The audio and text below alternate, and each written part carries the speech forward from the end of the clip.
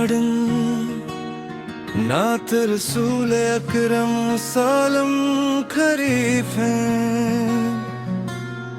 अल्लाह तारे क्या लिए रे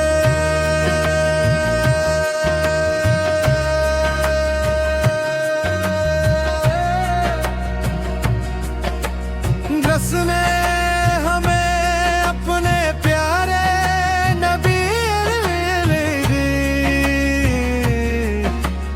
हजरत मोहम्मद की उम्मत में है पैदा फुमाया सराप अल्लाह के आखिरी रसूल रहमत लिल आलमीन और तमाम इंसानियत के लिए हदायत का सरचश्मा है। आपकी मुबारक जिंदगी मोहब्बत रहम अदल सब्र और सच्चाई का कामल नमून है। जो शख्स आपकी सुन्नत पर अमल करता है वो दुनिया और आखिरत दोनों में कामयाबी हासिल करता है।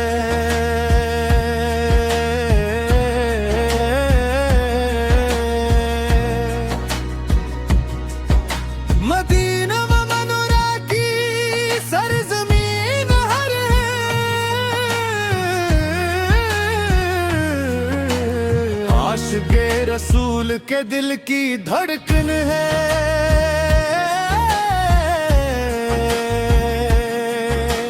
जब भी रोज़ रसूल का ख्याल आता है